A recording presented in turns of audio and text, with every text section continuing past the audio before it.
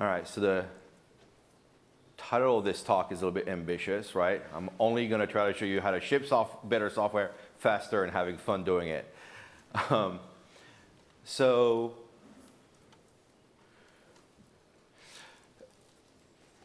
we'll try to answer 3 questions today. What makes software not fun? Where does it hurt us? And can we make it fun? And so there's going to be a punchline of this presentation, and the punchline is going to be TDD has made things the most fun for me and the teams that I work with. But it's not evident on how to get into it, right? So ahead of looking at TDD, we're going to look at web application architectures, because it matters to be in an architecture that is conducive to doing test-driven development. So we're going to look at that. Ahead of that, kind of at a more granular level, we're going to look at empowering object-oriented programming, because a lot of us do OOP, but you can do OOP in different degrees, and sometimes some of the things that we do is not actually OOP, right? So we'll look a little bit at that. At a more granular level, we'll look at enablers of writing better code. Some of them I called out in my presentation earlier. And before any of that, we're going to explore the symptoms of bad code versus us having fun. Okay, so let's dive into that. So what can take away our fun? I think most of you will relate to some of these experiences where we inherit somebody else's code. Sometimes that somebody else is us from 3 weeks ago, right? Having a hard time understanding how a system works. Breaking old things when building new things. And then testing our work as much as we ought to, right? I mean, like I talked about earlier, it's like, hey, I want to change this code, but I should probably test everything, but I just don't have time for that, right? So we just don't do that. So let's look at code against our agility, because at any given time, you know, most companies say, we need to be more agile. Okay, that's cool. So the first thing we did was to reinvent project management and task planning. And so we said, Scrum and Kanban will fix everything. Then we looked at dealing with integration hell. So we built CI/CD pipelines. Then the question becomes, what do you do in those CI/CD pipelines if you're not running tests? But, we'll see. And then, we use an Agile framework, right? I find a lot of developers identify as developers from one framework or the other. I'm a Symfony developer, or I'm a Laravel developer. Okay, every framework calls itself Agile. Okay, so I've never come across a framework that says, no, we're not Agile. And these things are all useful, but there's still this big underlying issue, right? And this underlying issue is the bad software that we write. I mean, in the end, the business value that we bring is going to come from the software that we write ourselves. And Martin Fowler wrote a great article kind of on this subject. I highly recommend it. It's called Flaccid Scrum. So, in many cases, we think we're agile, but really we're not. And what's happening is that the bad software that we write is eviscerating just about every benefit of our so-called Agile Stack. And this has a very material impact on the businesses that we run. So if you look at a graph of new features released over time, and just say that the very first thing we're going to do is accumulate monumental amounts of technical debt at a rapid pace, well, then that graph kind of looks like this. Right? So you start out on the project and you're doing really well, you're shipping a lot of features for a brief amount of time, but as time goes by, it's getting harder and harder as technical debt increases to ship more features. When you get to the bottom right of that graph, that's when it takes you a near infinite amount of time to get nothing done, right? So remember the Wile E. Coyote against the wall, right? That's what happens there. So in this pink zone right here, we're definitely not agile.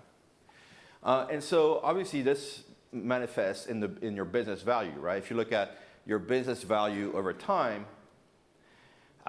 you start out on your project and you accumulate a good amount of business value pretty quickly, which is great. But then you start to plateau pretty quickly because your bad software starts to weigh you down.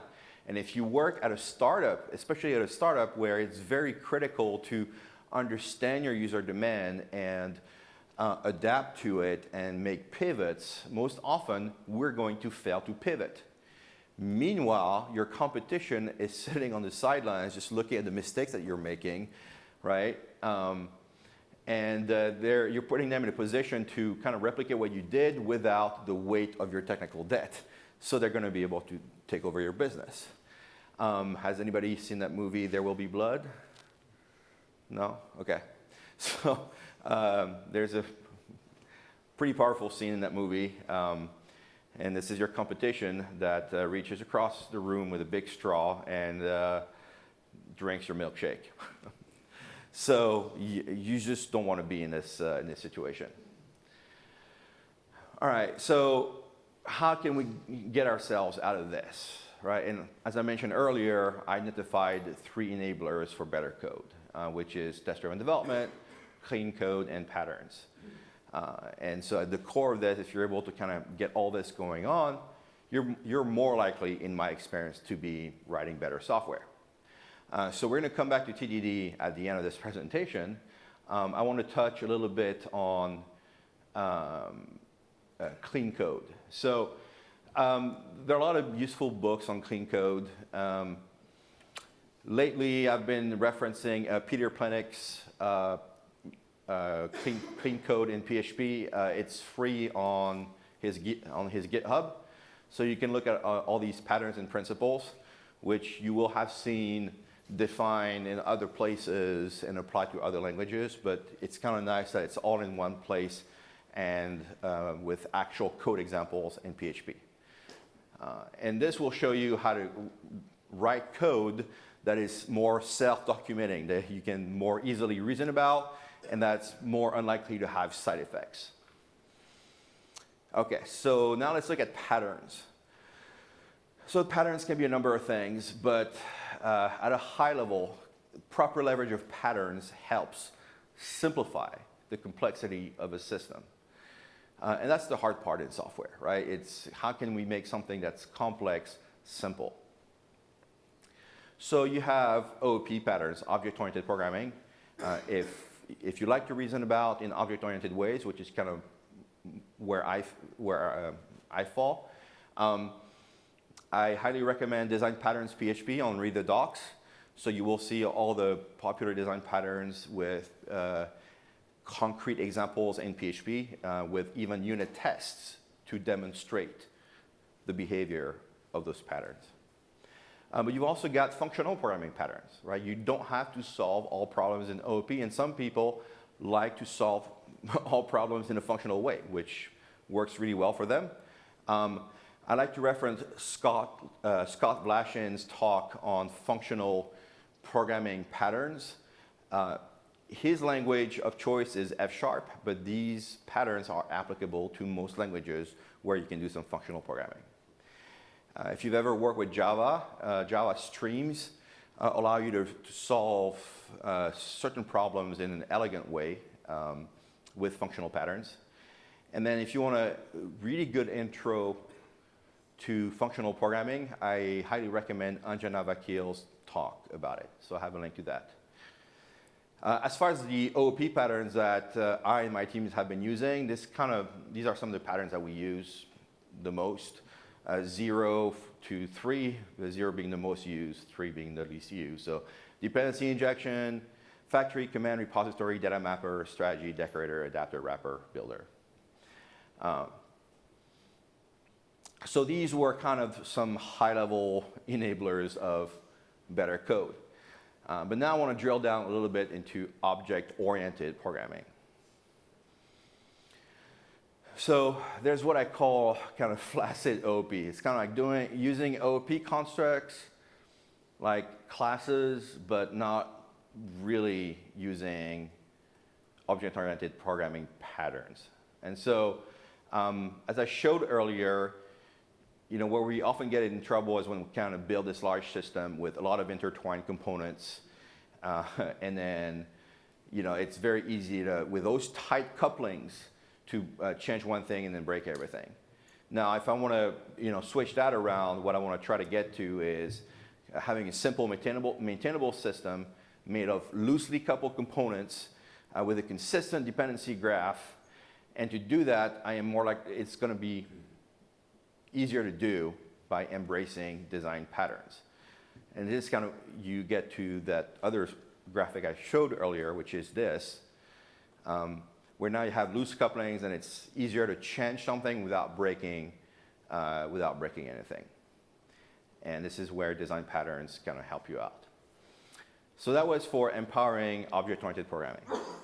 So now we're going to jump into web application architectures.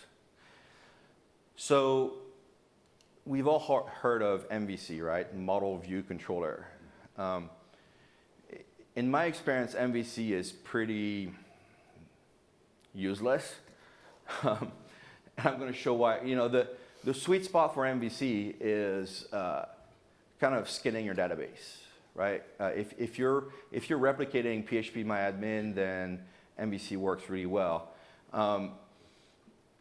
And you could say that MVC works well at the beginning of most applications. When you get each URI to perform one of the CRUD operations against your database, right? So CRUD, create, read, update, delete, right? If you have a URI that does one of those things, then it's okay. But usually URIs do a lot more, right? When you view a page, it does more than just one thing, right? So, and the thing is, most applications do start out simple, but they get complex really quickly. And so if you're just doing MVC, you don't have a real layer for your business logic. And it makes things painful, because in the past, I've read articles saying, oh, all the business logic should be in the controllers. And then people are like, no, don't do that. Everything should be in the models. Well, I don't agree with that either. No single layer should have classes that are too big. If it's a symptom that you need to have more layers. Another issue I've run into when it comes to working with frameworks is framework coupling. That's kind of what I call the Heineken pattern, where you have your business and then your framework is really intertwined with it. You're calling your framework indiscriminately anywhere in your code base, and there's no clean separation between your business logic and the framework. So what I try to achieve is something that looks more like this. I have my business, and then I'm still using my framework, but it's kind of more of this outer layer around it. There's kind of a clean separation between the framework and the business. So there you go. Another way to look at framework coupling is you have your business, and then you have your framework middleware, kind of your controllers that's kind of intertwined with it, and then you have your framework persistence layer. It could be like your model classes that is also very tightly intertwined with your business. So if you play your cards right, though, you can kind of isolate. And so you're still using your middleware, you're still using your framework persistence, but you have a cleaner separation using patterns like dependency injection, for example. So solution, more layers. And so this is an architecture that we've adopted. It's still pretty simple. We're going to keep the views and the controllers at the top, right here. But then we're going to break things down into commands, services, and repositories. And then we're going to put interfaces between architectural layers, such that we can easily swap out implementations if we need to, such as in a test environment, for example. So your services, we're going to look at services. They're really your high-level capability of your business. So you could almost put a one-to-one mapping between API endpoints and your service classes. Your commands at a higher level are going to be very specific use cases. Add item to the cart. You may have a class that is literally, add item to the cart. That's the name of the class, and that's a command. Okay. repositories, they're going to take care of your data interactions. So you're going to use repositories to read data from your data store and to write to your data store as well. So the nice thing about the repository pattern is it puts you in a position to do something called polyglot persistence. So you don't have to use an ORM for every aspect of your application. You don't have to use a ODM, object document mapper, which if you're working with like a document store, or SQL, because you could also do straight SQL with PDO, or you could do straight NoSQL. The nice thing is you can do these things inside of your repository classes, but you can expose interfaces from your repository classes. So at any given point, you can swap out the implementation here.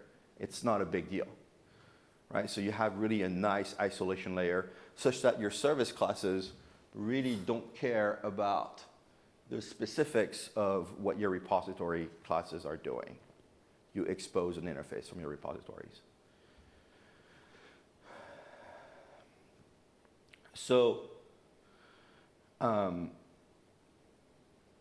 this architecture has worked well for us, and that's what I just said about repositories. So you may want to look at this wiki article about what's called hexagonal architecture. It kind of shows some of these principles, and there are different ways that you can have a clean architecture. However you get to it, the goal is to have a clean separation of concerns. Okay, and if you need to add more layers, add more layers.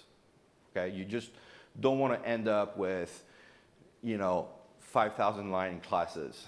Okay, it's just not a good place to be. All right, so that was for web application architectures. Right, so we looked at OOP, we looked at better code, we looked at web application architectures. In my experience, once you have all that, then yes, it makes sense to start looking at test-driven development.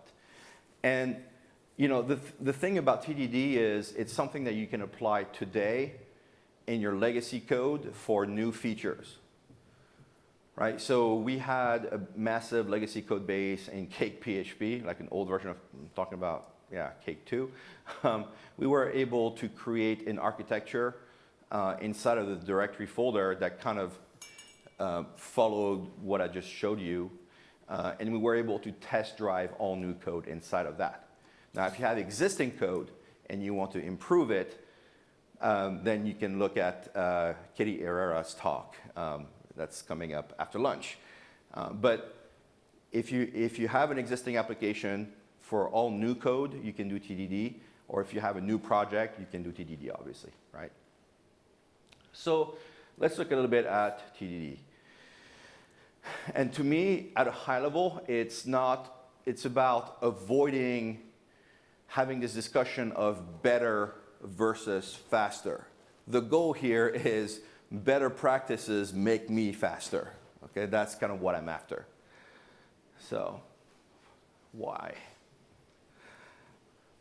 Okay, so as I touched on earlier, what is software's greatest threat? I think you all know what it is now, but let's keep that question in mind, and let's look at a typical coding workflow. Okay, so I'm building my first feature. So what I'm going to do is I'm going to write some code. Then I want to know if the code works. Right, so I'm going to click the UI or invoke an HTTP client if I'm building a RESTful API, but I need something to stimulate the code, right? So it's going to be something manually. In the process, I'm going to run into weird situations, so I'm probably going to do some debugging manually. Then I'm going to fix the bugs. Then I'm going to click the UI a little more to make sure that the bugs are fixed. And then finally, I have my first feature. Yes. Now let's look at feature 2.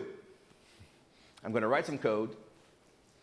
I'm going to click the UI to try to get my code into a working state. Then I'm going to realize, oops, I broke feature 1. Ah, darn.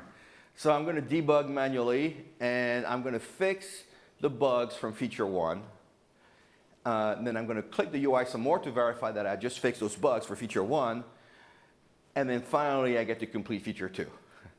And then finally, I get to stabilize features 1 and 2.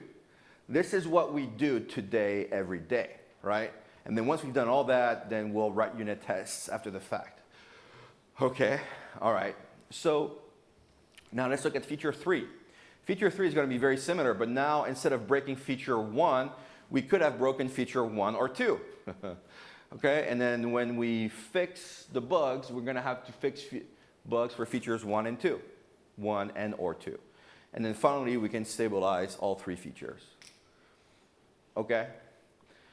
So if you start looking at all these boxes and what's happening every time you add a feature, this is kind of what the formula looks like, right? Features 1 through n, you can break features 1 through n minus 1, then you have to fix them, and then you can complete feature n, and then you can stabilize features 1 through n. It starts adding up quickly. So let's try to put this into a graph. Let's look at the effort that it takes to keep each feature stable, right? Effort to keep each feature stable over the number of features that we add over time. In my experience, in the best case scenario, it's a linear increase. It kind of looks like this. In the worst case scenario, and I find that happens often, it's more of an exponential increase. Okay, and this is when you start to hit a wall really quickly. That's when it becomes impossible to build something new without breaking something old. Okay? So to get back to my question, what is software's greatest threat? And that was the whole topic of that thing earlier, which is change. Change is software's greatest threat because each feature is going to introduce change. And the problem with that is anytime I change something, I have to ask myself, did I break something, right? So there's a little bit of a mental process that goes on in my head where, did I break something? Okay, first I'm going to test manually, realize that I broke something, then I'm going to debug manually, and then finally I'm going to fix. So that's if I choose to test manually. Sometimes I'm going to roll the dice, I'm going to whatever, I just don't test, right? Who needs to test? Ain't got time for that. So QA finds the bugs, and I'm right back where I started, right? It's even better when you can use your customers as your QA, right? It's crowdsourced QA. Customer finds the bug, and I'm right back where I started, okay? So testing manually is a pain. Debugging manually is a pain. And let's explore these pain points a little bit, right? Dealing with change the hard way. What happened is I waited too long to test. So I have no idea when and where I introduced the bug. No idea, right? So now I got to go into tedious debugging. And the other thing is testing is a manual process. So I just don't do it, right? It's time consuming. I hate doing it. So my testing is going to be inconsistent. And then I'm going to lean on the QA or customer to find the bug, right? If I am to change these challenges into goals, I'd like to be able to do early and constant testing such that I can catch any bug right away, such that I can fix it instantly with virtually no debugging. Testing is automated, so it's quick, it's instant, I love it, it's always got my back. And testing is consistent as a result. So now I'm leaving very few bugs to be caught by QA or the customer. So these would be goals, right? But so now, beyond dealing with change, let me ask you also, where do we also waste time? And my answer here is when we want to stimulate our code. So what do I mean by that? We're trying to get our code into a working state, right? We write some code, it's like, is it working? I don't know. Try to stimulate it, right? So the traditional workflow is there to ask a very simple question. does my code work? That's the very simple question that we're trying to answer as we code. And so it kind of looks like this, right? This is the code that we're writing in green. That's the business logic. That's the code that we're trying to get to a working state. And to do this, we're probably going to start bootstrapping some HTTP routes. We're going to scaffold a user interface such that we can click the UI. Our business logic does not care about any of those things right now. Or we might use an HTTP client along with our HTTP routes to stimulate the API endpoints that we just created, right? So these are all very manual processes. But what else do we do? Well, sometimes we'll add some debug statements, maybe a couple of var dumps here and there. You know, maybe we might use xdebug to step through the code. Thanks, Derek. Is Derek here? No. But anyway, you know, xdebug is a very powerful tool, right? So we use it to step through code as well. Sometimes our code is going to update the database. So we're going to inspect the database records to make sure that what it was supposed to do, it did it accurately. Right? If you start adding all those things, which have really nothing to do with the business logic, it adds up to a lot of time wasted, right? So what could be a possible remedy? Well, this is where test-driven development can come in, right? So let's first look at stimulating our code in a TDD workflow, right? So all of these bubbles that we have on the screen. The nice thing with TDD is we're going to be able to make them go away. We're not going to need any of those things. Because what we're going to do is we're going to write a test and then write the business logic to make the test pass, and then we just run the tests.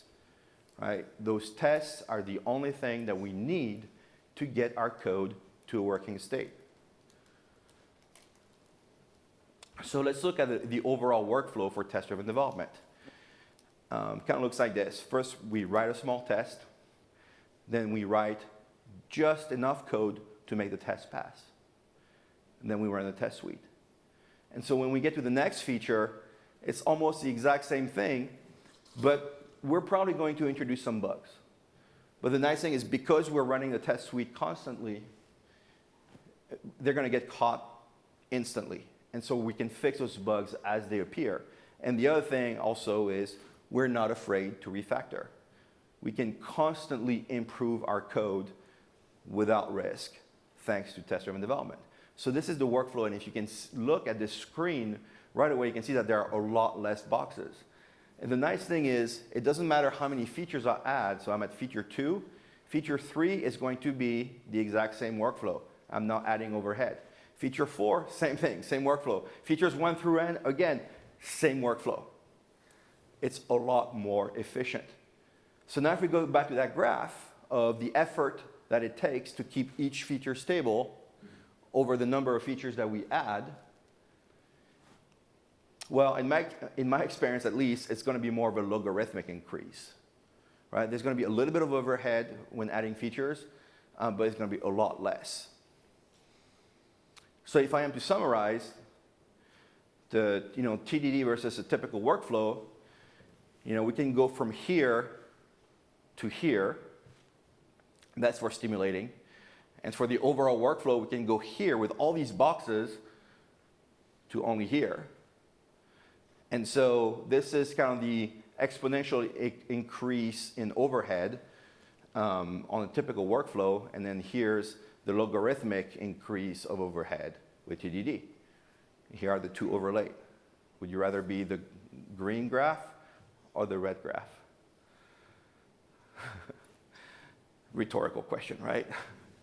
So this has impact on the business because our Agile Stack without test-driven development, used to look like this. But now with test-driven development, we are in a position to write better software. So the first impact is we're making an effective use of our full Agile Stack. Now let's look at business value. We looked at business value kind of having these challenges over time without TDD.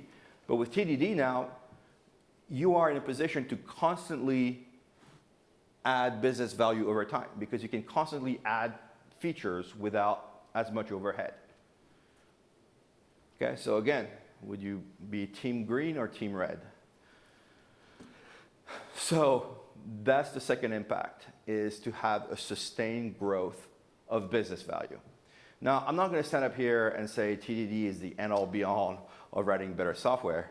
Like I said earlier, you could do all those three things. It's perfectly fine to not do any test-driven development and to use things like the solid principles, the design patterns, patterns of enterprise architecture, or functional programming patterns. You can write clean code, right? So you can do TDD. You can avoid doing TDD and do these things, right? And that's fine. But the thing is, as you've probably experienced, is that ideal patterns tend to emerge over time, right? You don't know them right away, so you want to be able to change your code. And then clean code tends to be an iterative process. At first, you just want to get things to work. Eventually, you want to improve it, but you don't always want to do it right away. So that's our problem, because we fear changing code because we risk breaking things, so we rarely improve code. This fear of changing code undermines improvements, and it's really synonymous with a fear of improving code. So the nice thing about TDD is, in my experience, it removes this fear. So let's look at what it looks like, right? So I may start out on a project where I'm test driving code, but I just don't see any of the patterns, and then I'm just writing horrible code. I mean, not horrible, but just not clean code, right? So I'm compromising on those things. But because I'm doing TDD, over time, it's easy to add better patterns, to improve my usage of patterns, and then to make my code cleaner over time. Boom. So some benefits of TDD. I never fear changing or improving code.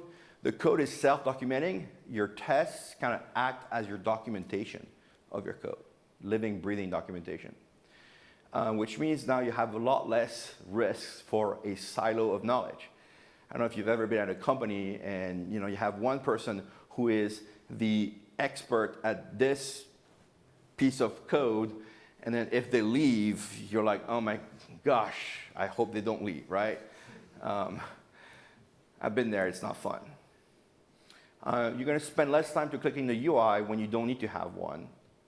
You're going to spend less time on tedious debugging. You're going to build new features more quickly. And as a result, ship code more often. The other thing is you can scale out a development team more effectively because you can build resilience to varying skill levels.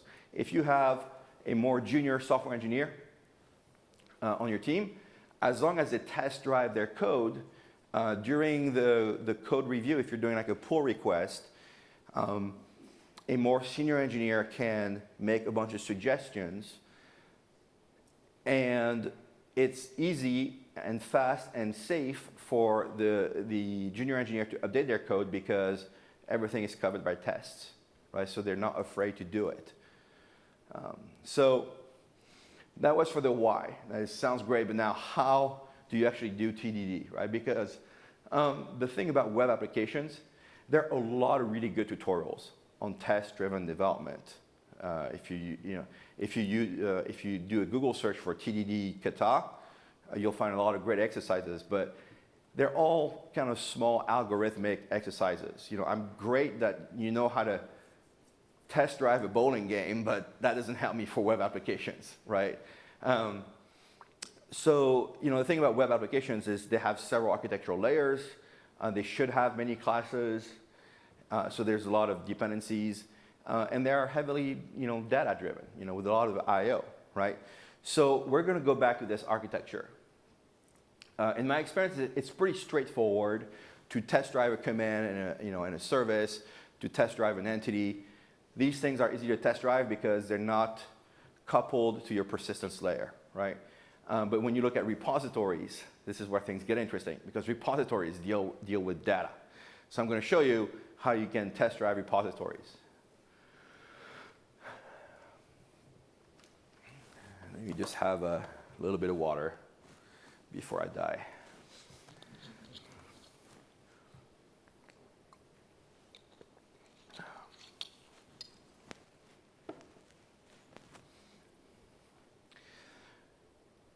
Code first relational data design.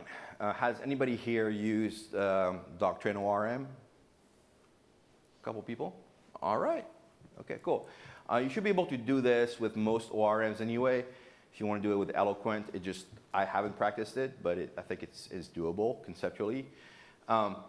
So when we work with databases in our ORM, a typical workflow is to do this. It's kind of a database first workflow, where we create our tables with columns, then we'll add foreign keys. I hope you all add foreign keys where they belong.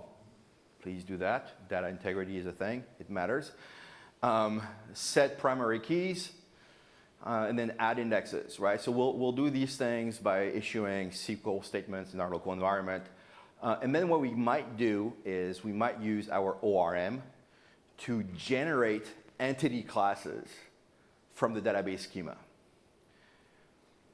And then once those entities exist, then we can start coding repositories that reference those entities. And then we can stimulate our application manually such that we can debug, right? So that's a typical database first workflow. The problem though is this arrow that goes back, right? Debug, repository logic, stimulate manually, right? It's that thing that we looked at earlier that was kind of annoying. I mean, this right here is basically this, right? It's still pretty painful, and that makes me cry a lot. So now let's look at, instead of a database first workflow, let's look at a code first workflow.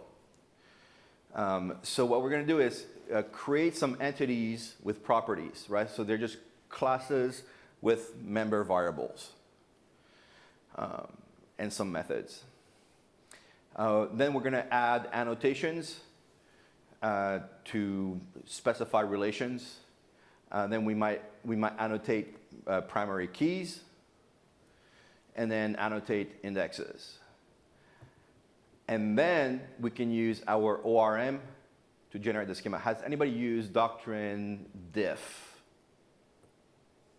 Cool. All right. So Doctrine has a module called the migrations module, and it has a command called diff, and it's really cool, and we're going to see why. But what diff does is it looks at the entity classes that you have, and then it looks at your MySQL database schema, and it automatically generates migration to bring your database schema in synchronization with all the entity classes that you have. So if in one of your entities you added a property or you created a new entity mapped to another table, it's going to add that column, it's going to create that table for you, right? It generates those migrations for you. So that's going to generate the schema, at which point, again, we can start running our repository logic so we can stimulate the code manually such that we can debug things manually and kind of go back to this thing here, which is still pretty painful because this.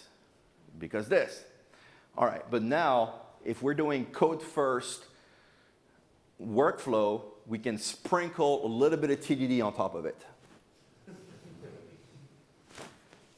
Okay?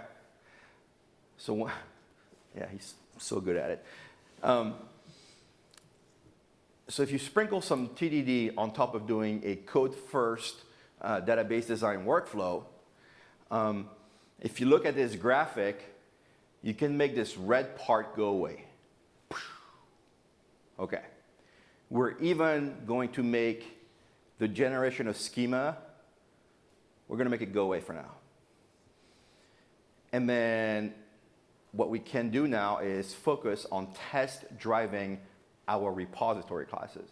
And in the process of doing that, in the process of test driving a repository class, then we will create entities with relations, primary keys, and indexes. But the nice thing is we will be able to verify that our test-driven repository logic actually works. we're going to be able to verify that inside of the test harness without even using MySQL. So you're like, yeah, that sounds cool, but how do you do that? How do you make those tests work in PHP unit? How do I make the repositories work in my test harness? It's actually quite simple.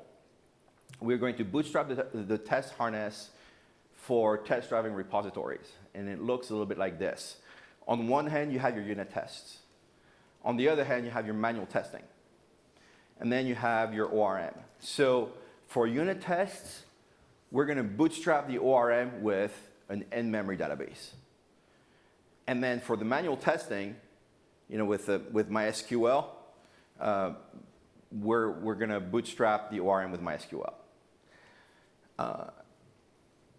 So this is kind of what it looks like inside of your test harness. So you have your XUnit test harness, inside of which you have your ORM and your in-memory database. And then we're going to write our unit tests. We're going to write production code in a test-driven way in our test harness this way. So the test harness is going to be PHP unit. The ORM, in my experience, is going to be Doctrine, but I think you should be able to adapt it to Eloquent. I just haven't done it. And for the in-memory database, it's going to be SQLite. So the half-stack workflow without the UI kind of looks like this now. You just test drive each layer. So you can test drive the repositories. Then you can test drive the service classes. Then you can test drive your commands. And no matter which layer you're test driving, it's always going to be this workflow, right? If you're test driving your command or your services or your repositories, it's always this workflow instead of this big mess where you're doing a lot of manual operations. So yes.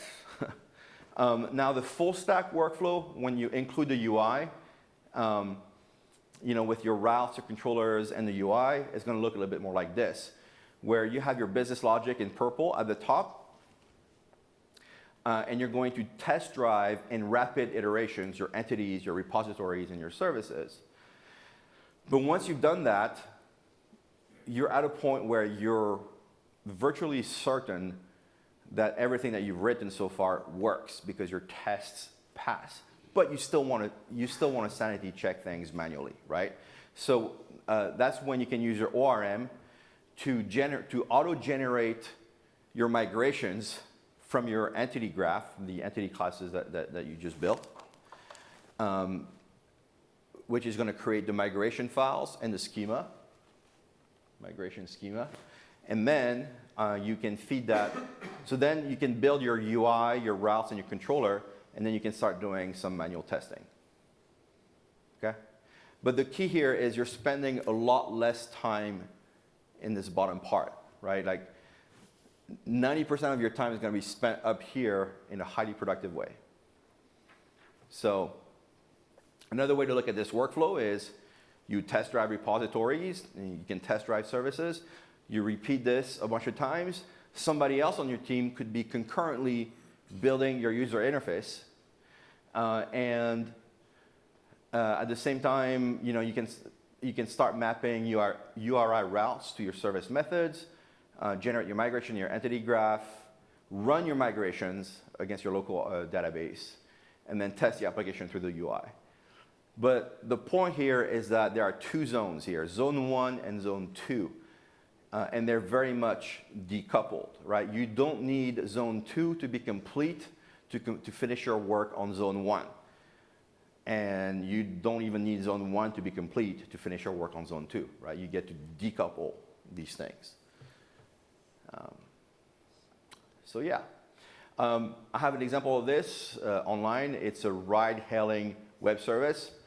There are a lot of to-do articles, right? But they show you how to build a to-do list. I like to try to build something more complex. And I'm like, okay, let's try to replicate something that's out there, right? Kind of ride-hailing. So this is about building a REST API for a ride-hailing application.